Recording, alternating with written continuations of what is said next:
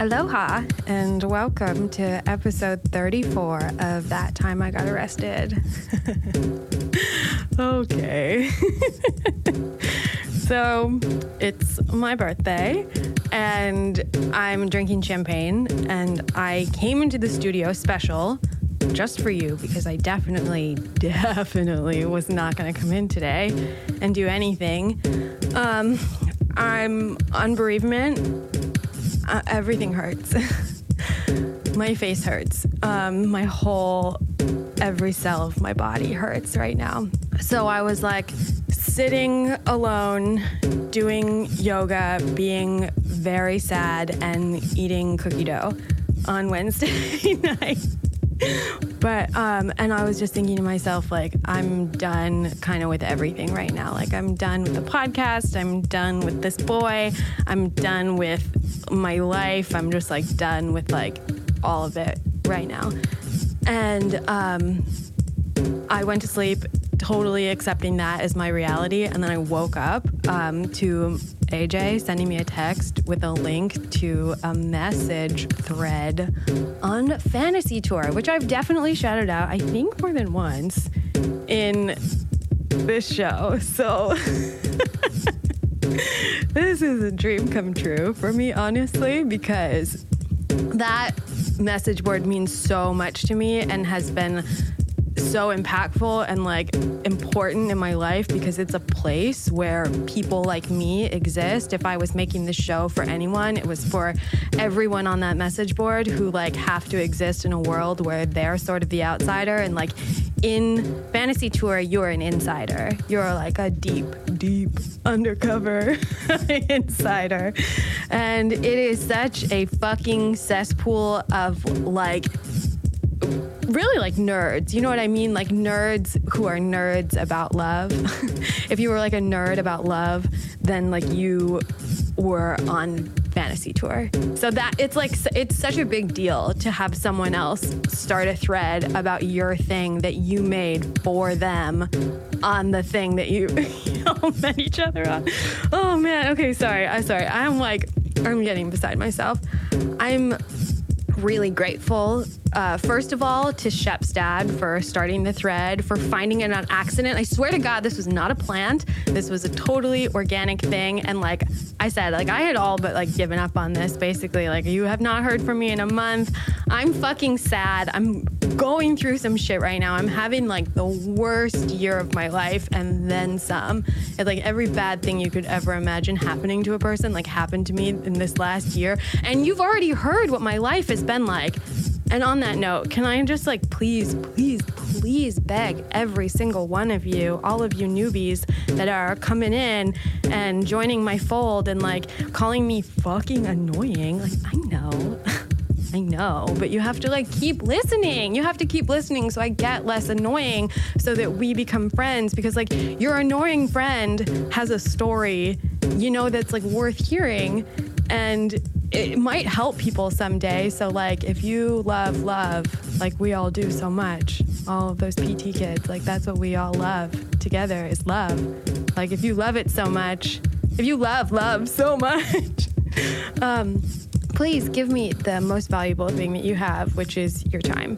And listen to every episode. Fucking tell your friends. Post about it on social media. Like this was honestly like a mini version of going viral. This is what I want. These are my hopes and dreams. I've given up everything, but I'm balls deep back in. And this is what I want. I want to get picked up by NPR. I want the New York Times to write a piece about me. I want everyone in the world to hear about what happened, which is like my worst nightmare, to be honest with you. Like, this is embarrassing. This is difficult. This is not something I wanted to tell anyone. I like waited until everyone in my life was fucking dead to do this, you know? And it's not easy. And like, I hate that you know all of this stuff about me. I hate that you know how annoying I am. Like, you've seen my Instagram. Like, I'm okay looking. So it's like, you know, like you don't have to know all of this stuff about me, but like now you do. And if you don't, it's because you haven't listened to all the episodes. So you need to go back. You need to listen to every single one. You need to post about it on social media. You need to write me a review on iTunes. You need to fucking tell people about this so that, you know, like we change the world. Do you understand what I'm saying? Do you? I have like gratitude coming out of my pores. Like I'm so sad and I haven't been able to stop like laughing and smiling, and I'm like literally drinking champagne right now. I'm gonna go do something okay after this, like maybe ride on a motorcycle, like maybe fucking go out to dinner with someone I haven't seen in a year, like maybe fucking smoke a joint at the beach, you know, like I'm gonna have a fucking cool night. This episode is about risky behavior, and I'm really embarrassed now that all these new people have to like start here. So go back, listen to every episode, do all the things I just said. I love you. Oh, keep fucking writing to me on social media. Keep following me, B. Casper on Instagram. That time I got arrested on Instagram. Send me your stories. You guys want a whole season of fantasy tour stories? I'm here for it. Let's do it. We could Skype you in. You could come to Chicago. I'll pay you in weed. It's like we could do this though, but you know what I mean? Like we'll do it better if a bunch more people hear about it. And I know you fucking narcissists want other people to hear your stories. We can do them anonymously. Those of you who have not been caught and who have been selling drugs for many, many years, I want to hear your stories, how to get away with it. We're still doing that, even though we haven't had another one yet. I'm still into that. I'm back. I'm back in. Thank you for sticking with me through this little hiatus. Do everything I said, please.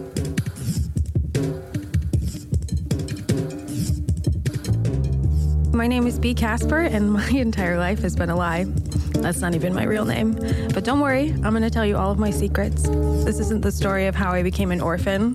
This isn't the story about how I jumped off a 5-story building and survived. This isn't about how I died and came back funny. This is that time I got arrested.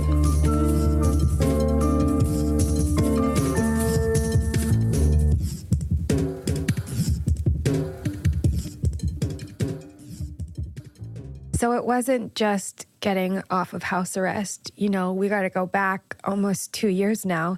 It was getting arrested, and then it was spending a year going to court, and then it was spending 11 months in prison, and then it was spending 3 months on house arrest, and now I'm standing in front of a judge, and I'm waiting for him to decide if I'm fucking free. You know, he's going to say, yes, you can take the ankle bracelet off, or he's going to say, no, you're going to have to fucking do this for, 3 months, 6 months, a year, 10 years, the rest of your life. I don't know. I'm scared though. And I have every reason to be scared, even though I have no reason to think that I'm not going to get my ankle bracelet taken off today. I haven't violated it all. I've done everything that I'm supposed to do.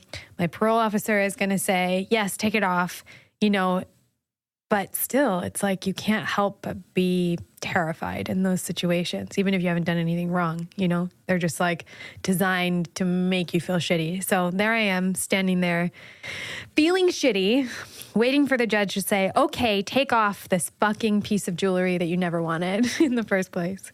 And he does. So I go downstairs into the basement of this courthouse, and I have to wait for another fucking hour and a half after I've been there for like almost 2 hours to begin with. Hurry up and wait.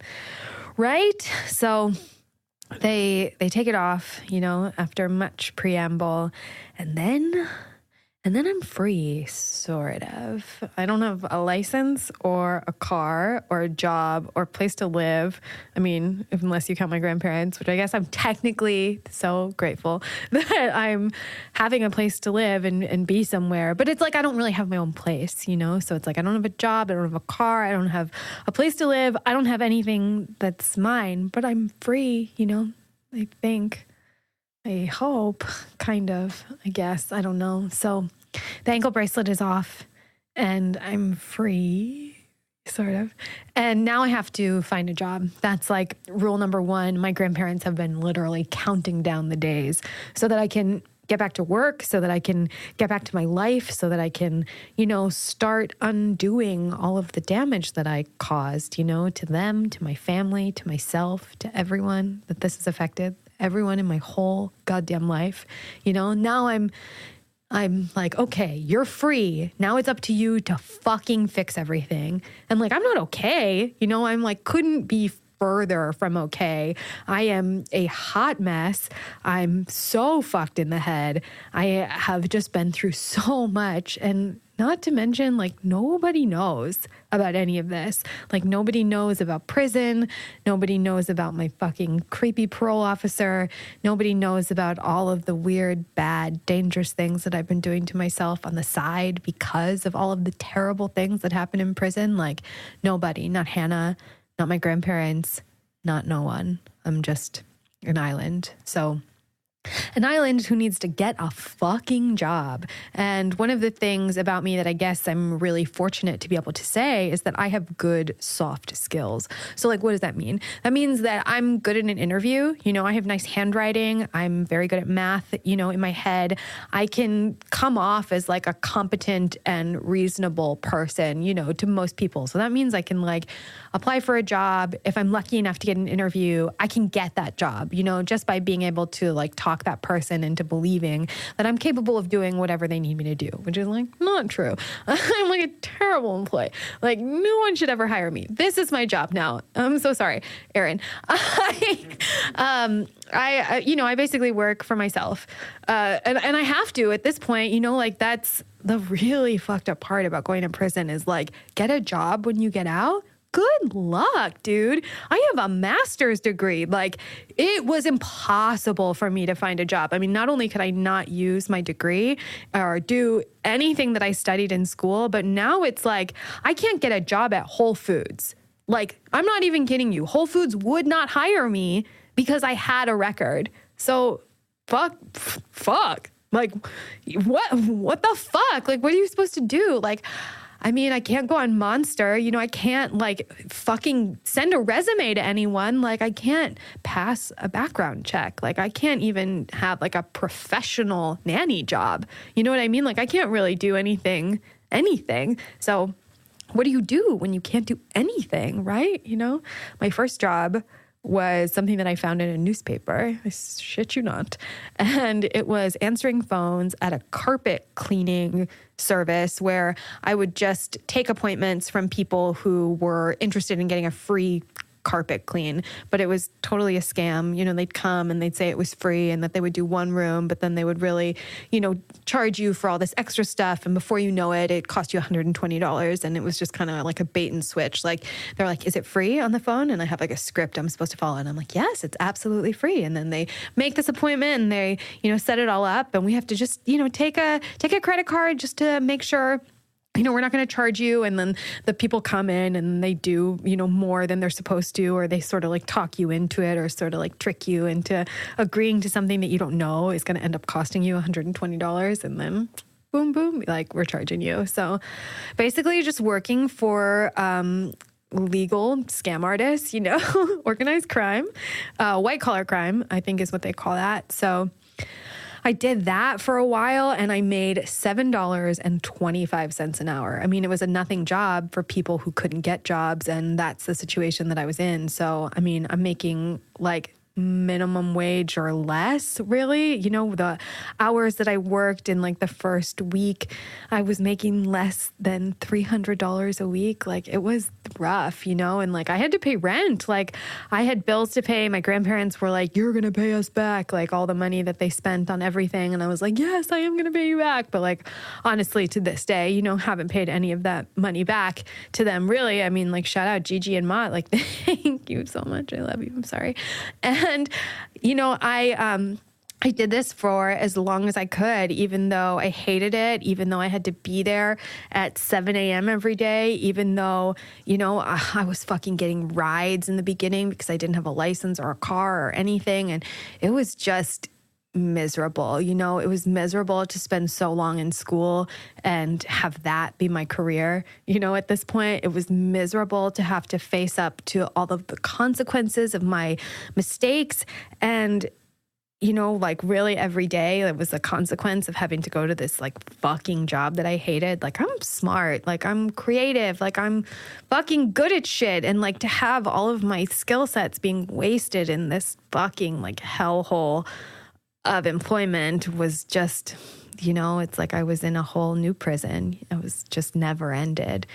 And I think that it was also really hard to have now social media has like exploded to a level where it consumes your whole entire life. So like I'm going back and forth to work, but I'm also like going online all day, scrolling through Facebook and just seeing all of my friends, all of the people I went to college with, all of the people I went to high school with, everyone that was in my circle basically prior to my whole fucking life falling apart are all of these like super successful, smart, like driven, ambitious, forward thinking humans, like I have friends who are lawyers and doctors and scientists and kids I sold drugs with who like, buy property and who have boats and who are flying all over the world and going to Europe and doing these amazing things. And I'm fucking answering phones, taking appointments, it's just like, what did I even fucking do all of this for is how I'm really starting to feel. None of these kids talk to me anymore. Like, I don't have any friends. Like,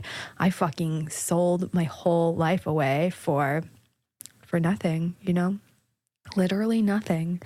So I did the carpet thing for a while and I was making such bad money and like I was having, some really bad habits. Like I would go to Whole Foods every single day and I would buy $30 worth of snacks. Like I'd buy a little cup of fruit and I would get a croissant and a chocolate chip cookie and a kombucha and chips and guacamole. And I would spend $30 a day on Whole Foods. And then I would, spend $10, $15 a day on gas. And then I'd spend the rest of my money on pot. And it was kind of like, fucking, what am I working for?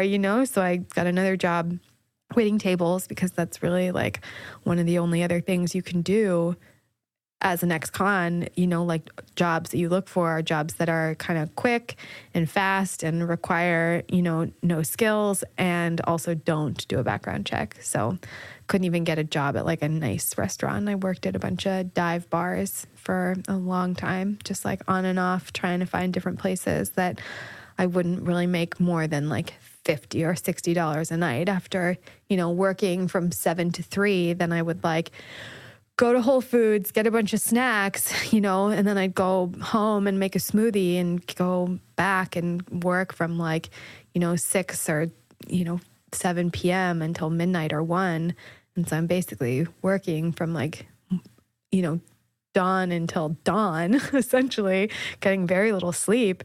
And, just sort of hating my life, I hated my life. I really hated living with my grandparents because they were so controlling and like restrictive and, they cared about me. So they always wanted to know like what I was doing and what I was up to. And it was just frustrating. It was kind of like having a different, more invasive prison guard. I used to call my grandmother the warden just because it was like she would go through my phone, she would check my purse, like she did all of this stuff, because she cared about me and loved me and like didn't want me to keep making the same kind of mistakes, but that wasn't the effect that it had on me. Jail doesn't work on me, remember? So I just got better at hiding shit, I just got more skilled at lying and, covering my tracks. And the stuff that I was really doing during that time was fucked up. It was like super fucked up. I was doing a whole bunch of drugs, I did ecstasy like every week just because I was so miserable. I just wanted to like feel good. I wanted to like feel like really good, even if it was just for like one night. I just wanted to feel as good as I could. So I would take a bunch of rolls and I would go to the city and I'd go dancing and I'd go to nightclubs and I would, listen to techno music or find shows that I liked. And I would go alone and I would do drugs alone and I would just meet random people at these clubs and then I would go home with them and I would have like weird kinky sex with them and, never talk to them again. And I would do cocaine in bathrooms by myself. And I would just do like the scariest, weirdest stuff. I would meet strangers and then I would tell them that I wanted them to like be rough and violent with me. And then I'd go home with these strangers. And then sometimes that would go like badly, you know, sometimes it would get really scary and like people would do things that I didn't want them to do. And it was sort of like I was recreating all of the traumatic situations that I was in, you know, and for some reason it was like I thought I had more control, but I was really just hurting myself and,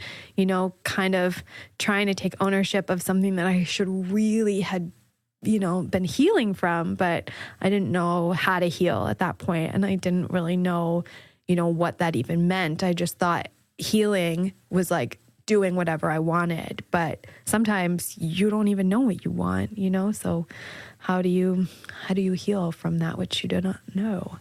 It's complicated, right? So my parole officer was kind of like a big part of my life at this point because I was doing all of this fucked up shit. I was acting really dangerously and, you know, just kind of like putting myself in all of these situations that potentially could have landed me back in jail. Like, I'm on parole. I have so much to lose. It's not like I'm just going to get arrested and have a new case. It's like I'm going to get arrested and I'm going to go back to jail and serve the whole amount of time that I got sentenced to, not just the amount that I like had to do.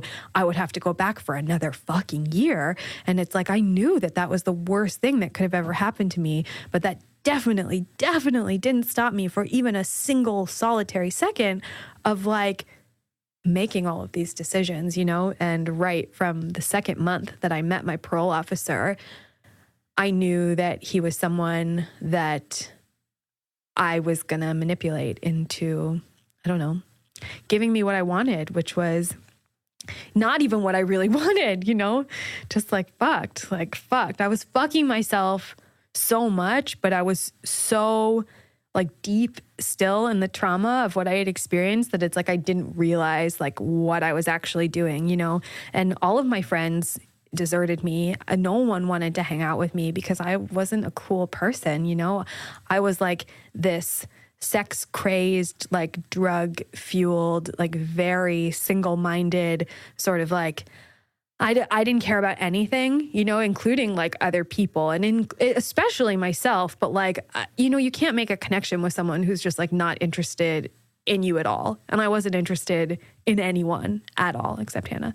You know, she was really the only person that I like had any kind of real relationship with through that whole time, you know. But my parole officer started hitting on me the second month that I ever had to meet up with him. He would say things like, oh, how did they send you to jail with that body? And he would just, you know, tell me like that I was, fucking same shit every stupid guy ever says to me. It's like, I don't fucking believe you. And also I don't care what you think. But when they're like, oh, you're special, you're pretty, like you're smart, you're funny, you're cool, like you're deep, you're interesting. I'm just like, fuck you. Like in my head, that's honestly what I'm thinking is fuck you, you know, like I fucking hate you. I could kill you. Like I might, I'm not sure yet. Like shut the fuck up. Like what do you want from me? You know? So that's what I'm thinking, right? That's like honestly in my heart, like what I'm feeling when he's saying all of that stuff. But you know, what do I say? What do I do in those moments? Like definitely not say that shit. I'm not fucking telling anyone how I feel yet, you know? But I played along because I had learned, you know, like what manipulating a man in power meant to me at that point. I learned how to use that to my advantage so that I could either engage in behavior that was unhealthy or get what I wanted or, you know, keep myself from a more dangerous situation.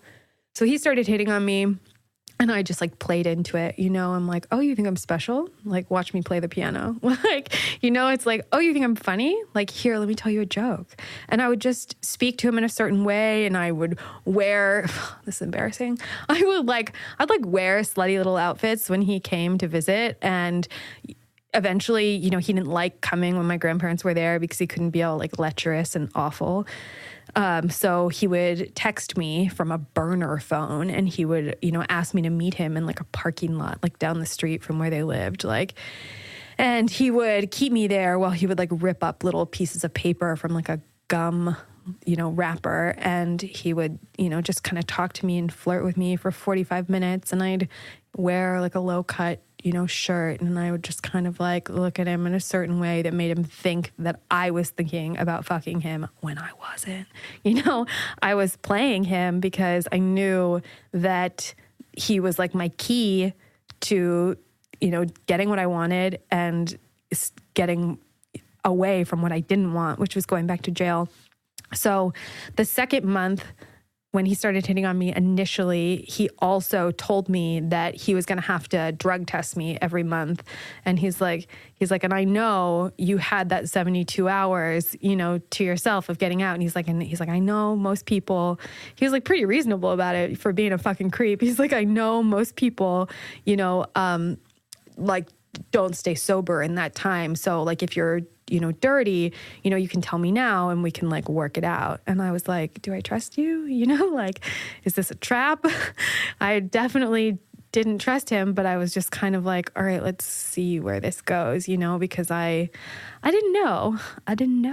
But what happened was he told me that if I had taken drugs, that if I like told him about it now, that he would take a sample of my pee, but I would have to like agree to let him watch me take the sample instead of having to call a female officer all the way out to the very end of like the county line of Cook County to like watch me do it. It would like be easier for him if he could just take the sample himself. But if he took the sample himself, he wouldn't send it into the lab. He would just like hang on to it or whatever, and I knew that that was like completely illegal and inappropriate, but I also knew that I had just smoked weed, taken opiates, cocaine, and benzos.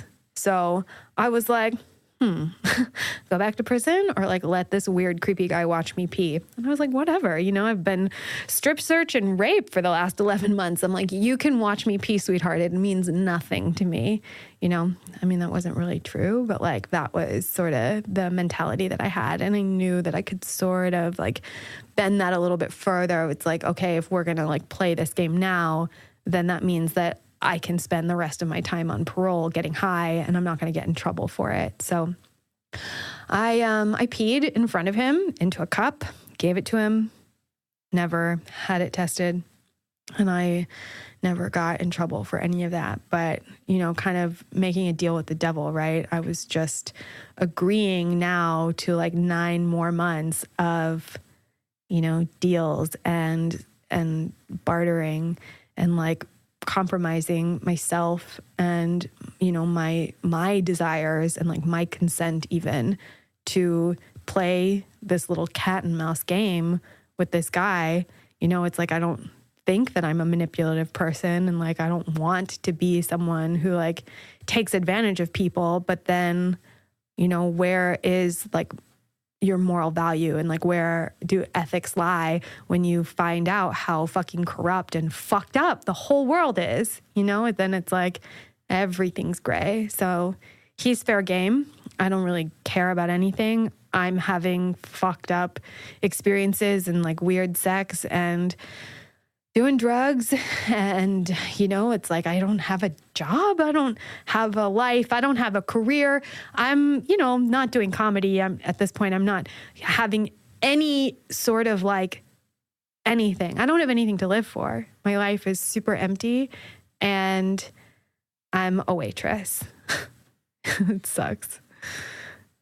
It sucks to be not taken seriously in, your field when like you absolutely should be. It sucks to be someone who's sort of like passed over because of a couple of mistakes that you had. Like, I guess not a couple, more than a couple, right? But it sucks that going to prison really, it's like, doesn't rehabilitate you at all. It fucking ruins your whole goddamn life forever. And that's it. And like, I'm one of the lucky ones. Can you fucking believe that? That's fucked up. I love you guys. I have more to say about all of this, but you're gonna have to wait. So I'll see you around. Bon voyage.